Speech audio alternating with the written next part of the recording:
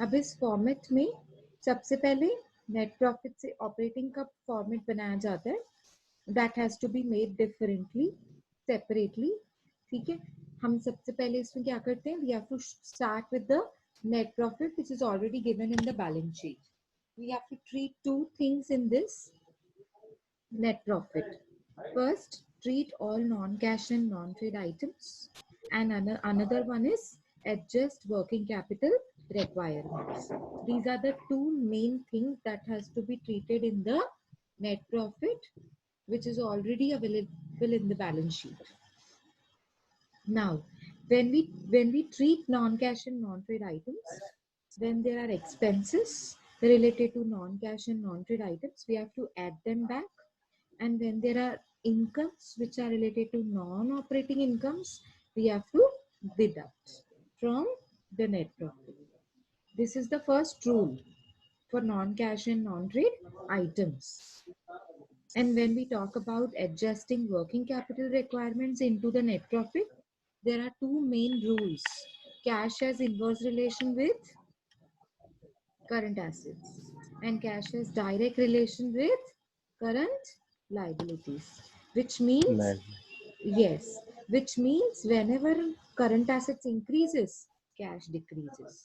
Whenever current assets decreases, cash increases. This is what is known as inverse relationship, no? Yes or no? Yes, ma'am. Am I audible properly? Yes, ma'am. Okay, good, good. Yes, ma'am. So when we talk about current liabilities, whenever they are increasing, cash will also increase. And whenever current liabilities will decrease, cash will also tend to decrease. So that is known as direct relation. And when we go on adding and deducting these items, we get cash generated or used from operating activity. That when we use the word generated, what is the point when we use the word generated? Profit. Profit. Yes, positive profit. When we get the profit. Okay? When we get positive cash. When we get the positive answer of the cash. That sort of time you have to write the word generated. And when we are using used word, At loss or negative. Loss. yes, when we get the answer in the negative form. At that point, we have to use the word cash used from operating activity, not the cash generated. And now that we have arrived to cash generated or used, we have to deduct our tax payment to the government. Actually, जो मैंने tax pay किया वो मुझे minus करना है, ठीक है? And then we get the net cash generated or used from operating activity. And this is what is the amount which has to be taken to the another format. This is my another format, cash flow statement format. Now this format starts from net cash generated or used from operating activity, and this is the same amount which we have taken from the first format of statement of operating activity. Okay, is that clear up till here? यहाँ तक सबको ठीक है? हाँ. Okay, अब हम कर रहे हैं इन्वेस्टिंग एक्टिविटी. आपको मैंने इसमें समझाया था, whatever investments you do, whatever investments you purchase, and whatever fixed assets you purchase and keep it in the business, invest in the business, those assets and investments are to be treated here in the investing activity. उनको यहाँ पे investing activity में लेके आना है. अब add करना है कि लेस करना है? जब परचेज करेंगे तो लेस करना है, और जब सेल्स करेंगे तो ऐड करना है. What is the logic behind this? When we purchase the investments, cash goes out of the business. Okay, and whenever there is cash moving out, whenever there is cash outflow, we have to deduct.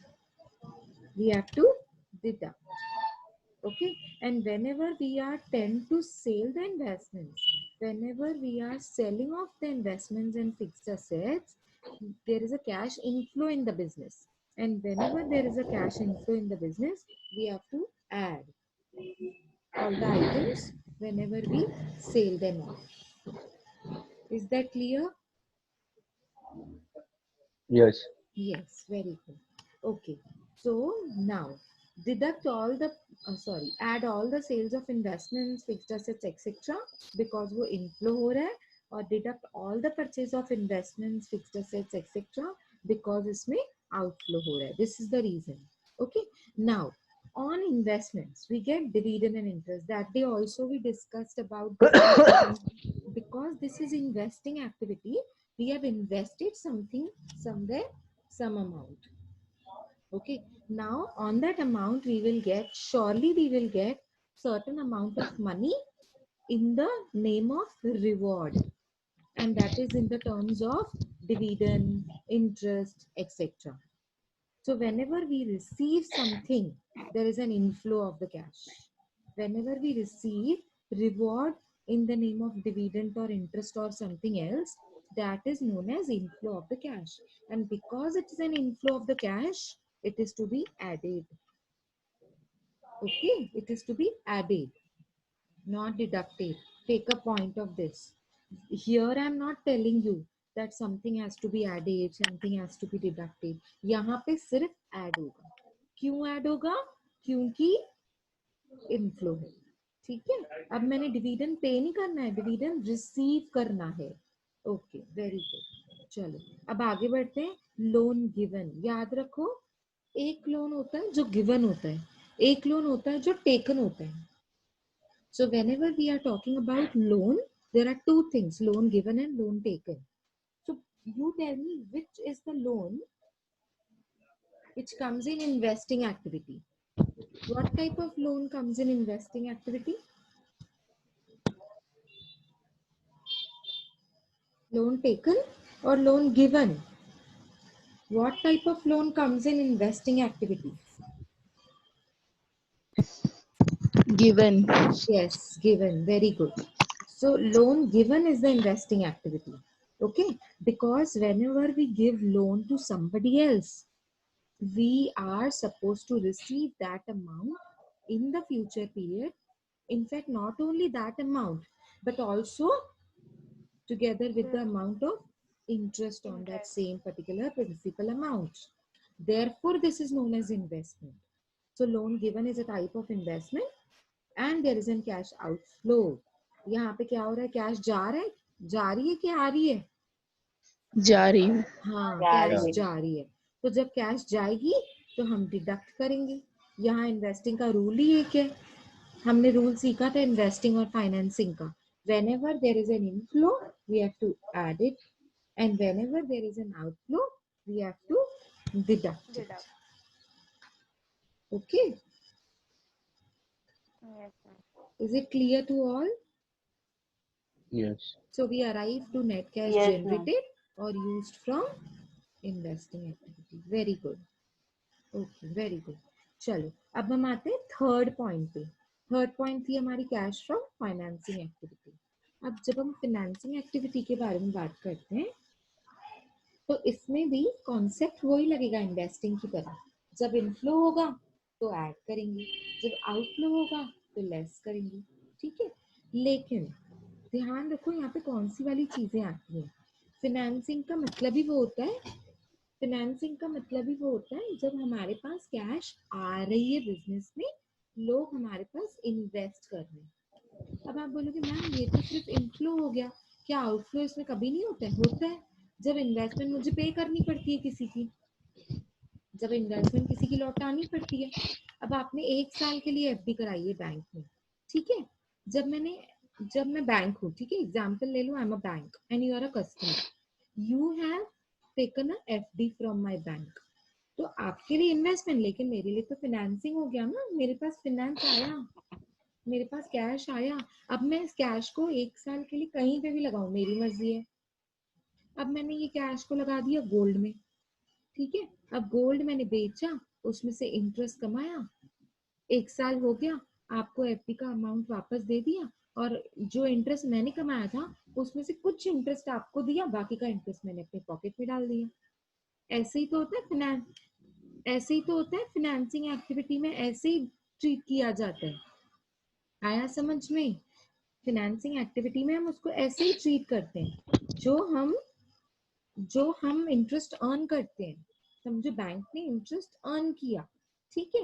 अब interest earn किया 15% example के लिए, ठीक है। आपकी FD पे आपने 1 लाख की एफडी रखी थी, उस पे 15% बैंक ने अर्न किया, मतलब 15,000 अर्न किया, 15,000 बैंक अर्नड। ओके, नाउ जब जब 1 ईयर खत्म होगा तो बैंक की एफडी आपको वापस देनी है मुझे। जब मैं आपको वापस दूंगी तो एग्जाम्पल मैं आपको 10% इंटरेस्ट के साथ वापस दूंगी, ठीक है। तो 1 लाख तो मैंने आपको वापस देना ही है, प्लस मैंने आपको कितना वापस देना है, प्लस मैंने उसमें 1 लाख में कितना जोड़ना पड़ेगा, 10%। Very good Prateek, 10%। So what is the 10%? What is the amount of 10%? 10,000. 10,000. Very good, 10,000. That means I have earned 15,000 from the market out of your 1 lakh rupees, which was given in the name of FD, invested in the name of FD with the bank, with my bank. But now my bank will invest this amount of 1 lakh rupees into the market and earn 15% from it. Out of that 15%, that stands as 15,000 rupees, I will give back to you 10,000 rupees. That is 10%. Now, what is the amount left over with the bank? 5,000.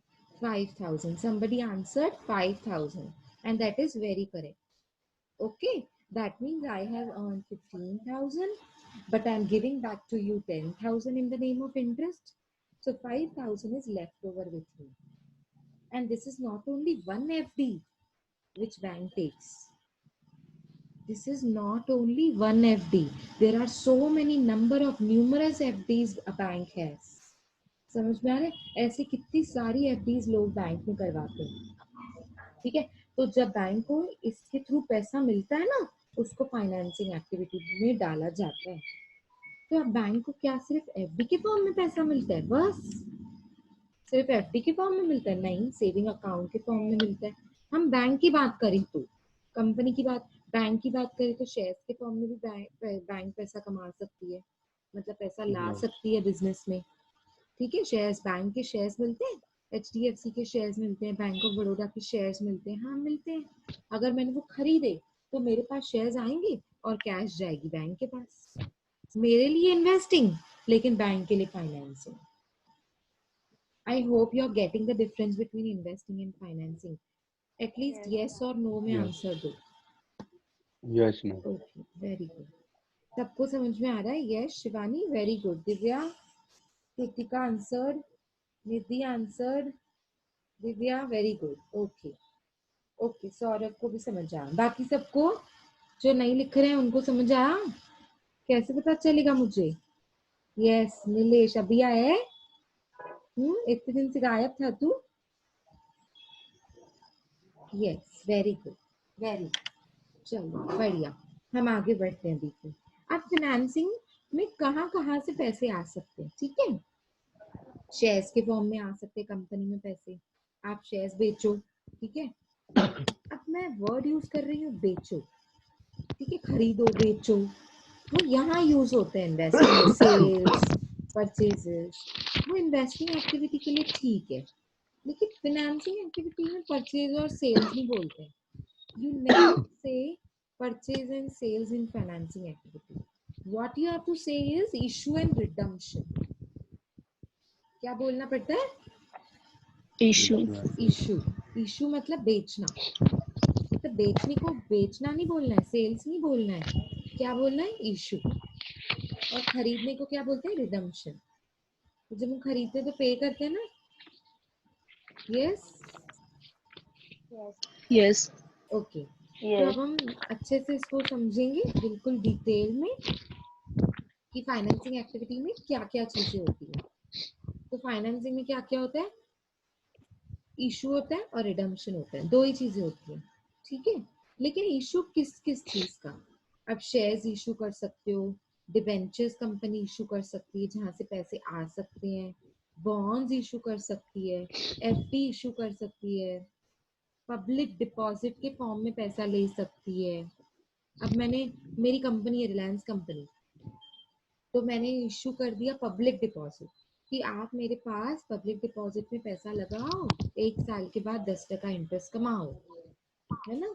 इसको ही तो बोलते हैं deposit. Deposit मतलब आपने company के पास कुछ पैसा कुछ टाइम के लिए रखा हुआ है, डिपॉजिट उसको बोलते हैं। सिर्फ बैंक के पास डिपॉजिट्स नहीं होते हैं, मतलब सिर्फ बैंक नहीं लेती है, कंपनीज भी डिपॉजिट्स एक्सेप्ट करती हैं आपसे, ठीक है। अब आपको ना अपने लिए नहीं सोचना है कि मैंने एफडी करवाई, मैंने शेयर्स खरीदे, मैंने डिबेंचर्स खरीदे। सोचना किसके बारे में? कंपनी के बारे में सोचना। यहाँ पे भी हम कंपनी के बारे में सोच रहे थे जब इन्वेस्टिंग एक्टिविटी में, कि कंपनी ने कहाँ कहाँ इन्वेस्टमेंट करी है। कंपनी ने दूसरे कंपनी के शेयर्स खरीदे, कंपनी ने गवर्नमेंट के सिक्योरिटीज खरीदे, कंपनी ने फिक्स्ड एसेट्स खरीदी और बिजनेस में लगाई। मैंने एग्जांपल्स भी वही दिए थे। कंपनी ने कंप्यूटर्स खरीदे और ऑफिस में लगा दिए, है ना। एग्जांपल्स भी मैंने ऐसे ही दिए थे, इफ यू रिमेम्बर। Yes. हाँ, तो कंपनी के पॉइंट ऑफ व्यू से हम ये कैश फ्लो स्टेटमेंट बना रहे हैं, हमारे पॉइंट ऑफ व्यू से नहीं बना रहे, ठीक है। अब फाइनेंसिंग में आ जाओ। कंपनी जहाँ इन्वेस्ट करेगी तो वो इन्वेस्टिंग एक्टिविटी हो जाएगा। कंपनी अगर इन्वेस्टमेंट कलेक्ट कर रही है, इन्वेस्टमेंट लोगों को दे रही है, लोग इन्वेस्टमेंट कर रहे हैं, तो वो कंपनी के लिए क्या हो जाएगा? Financing activity. तो अब मुझे क्या करना है, ध्यान से सुनो। अगर कंपनी के पास शेयर्स इशू, कंपनी ने शेयर्स इशू किए, company has issued debentures, company has issued bonds etcetera, ठीक है। इशू का मतलब क्या होता है? You tell me, what do you mean by issue? Issue means giving away shares और taking the shares back. Giving away shares. Yes, giving away shares. मतलब you are giving shares to investors and taking money from them. Yes. Yes, very good. Giving. So, issue of shares means जब shares हम लोगों में बांटते हैं, लोगों को देते हैं और लोगों से पैसा लेते हैं, उसको बोलते हैं इशू। उसका मतलब क्या होता है? इशू, ठीक है। डिबेंचर्स भी वैसे ही होते हैं, बॉन्ड्स भी वैसे ही होते हैं। बॉन्ड्स मतलब एक पेपर डॉक्यूमेंट होता है, ठीक है। अब वाकई में कोई डिबेंचर कोई गुड्स नहीं होते हैं जिसको मैं खरीदूं बेचूं, नहीं। पेपर डॉक्यूमेंट होता है जिसके ऊपर लिखा होता है एग्रीमेंट कि मैंने ये दिन पे आपको डिबेंचर्स बेचे हैं और ये दिन पे वापस खरीद लेंगे और ये अमाउंट का इंटरेस्ट आप हर साल डिबेंचर्स पे कमाओगे।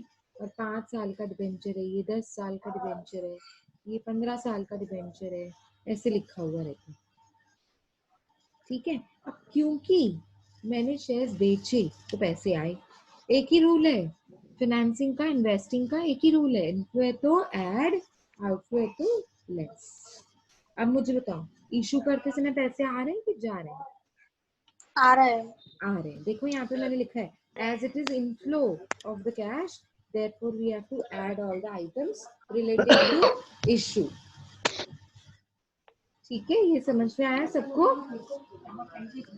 Yes. Ma'am Okay.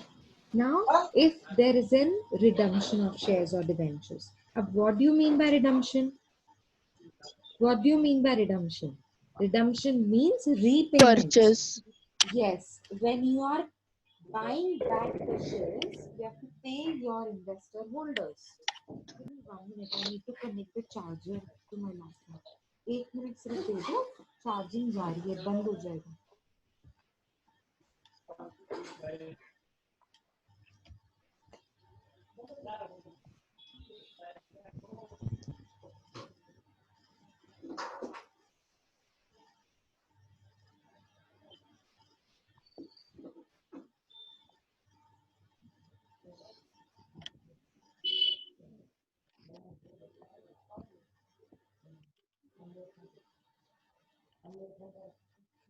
We are running out of time, 10 minutes है, फिर rejoin कर लेंगे सेम लिंक से। चलो, आवाज आ रही है ना? Yes ma'am. ओके, ठीक है। रिडम्पशन का नहीं, रीपरचेज, ठीक है, चलेगा, ओके, चलेगा। रिडम्पशन का बेसिकली आप जब गूगल सर्च करोगे ना, इस वर्ड की मीनिंग जब भी हम गूगल सर्च करेंगे ना, तो रिडम्पशन का मतलब होता है रीपेमेंट। रीपेमेंट मतलब जरूर आपने पैसे लिए होंगे इशू के टाइम पे, तब तो आप अभी रीपेमेंट कर रहे हो ना। पहले आपने शेयर्स के फॉर्म में 5 लाख रुपीस किसी से लिए थे, 5 साल के शेयर्स थे, प्रेफरेंस शेयर्स, 5 साल खत्म हो गए, तो अभी 5 लाख रुपीस आपको उनको वापस करना पड़ेगा together with the amount of dividend, क्योंकि शेयर्स पे डिविडेंड होता है, इंटरेस्ट नहीं होता है। Yes, repayment of capital, exactly, Nilesh ने बिल्कुल बरोबर आंसर दिया। जब हम कैपिटल को इशू करते हैं, उसके मैच्योरिटी के टाइम पे उसको रीपेमेंट करते हैं, तो इस रिडम्पशन का मतलब होता है रीपेमेंट ऑफ द कैपिटल। कौन सी capital? Shares, debenture, bonds, FD, PD, PD मतलब फिक्स्ड पब्लिक डिपॉजिट्स। ठीक है, जो भी आपने लोगों से पैसा लिया था, मैच्योरिटी के डेट पे आपको उसको वापस करना पड़ेगा। अब वापस करना पड़ेगा तो इसलिए पैसे जाएंगे, पैसे जा रहे हैं, outflow of the cash, and whenever there is outflow of the cash we need to add और deduct. Deduct. Yes, Deduct. Need to Yes. Deduct. Yes, less हो जाएगा। Very good. आया ये समझ में सबको? Yes. Okay, very good. Deduct all the interest or dividend paid to the shareholders or bondholders as it is outflow of the cash. अब इसका मतलब क्या है? What do you mean by interest or dividend paid? Now, whenever we are talking about financing activity, financing means giving away the shares. अब आप जब ये shares बेचते हो, इशू करते हो, यहाँ पे आप इन्वेस्टमेंट नहीं कर रहे हो, लोग आपके पास इन्वेस्टमेंट कर रहे हैं। यहाँ पे ये क्वेश्चन नहीं आता है कि डिविडेंड और इंटरेस्ट आपको मिलेगा, यहाँ पे मिलेगा, लेकिन यहाँ पे आपको पे करना पड़ेगा। देखो मैंने लिखा है वर्ड पेड, मैंने ऐसे नहीं लिखा है पेड और रिसीव, लिखा है क्या?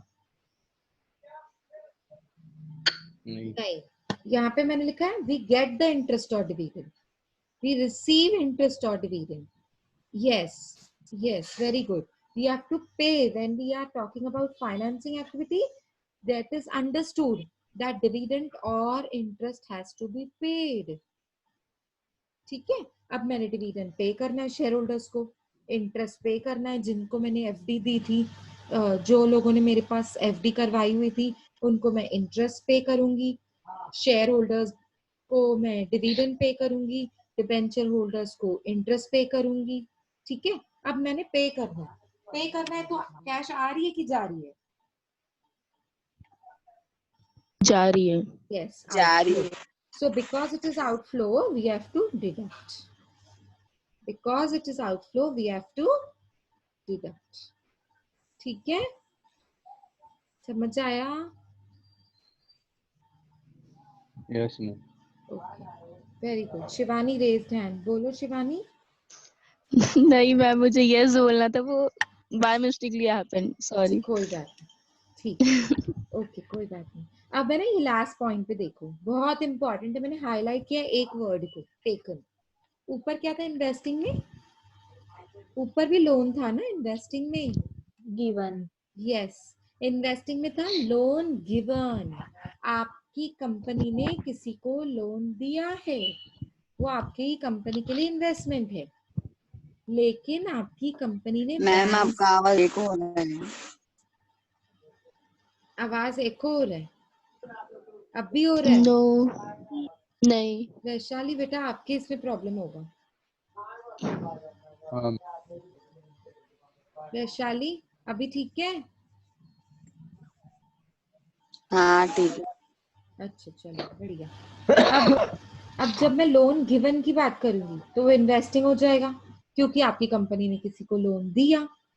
अब अगर आपकी कंपनी ने किसी से लोन लिया, जैसे बैंक से लोन लेना होता है, डायरेक्टर से लोन लेना होता है, या दूसरी कंपनी से लोन ले लिया आपने, नेबर कंपनी से लोन ले लिया, सब्सिडरी कंपनी, होल्डिंग कंपनी से लोन ले लेती है, ठीक है, तो उसको बोलते हैं लोन टेकन।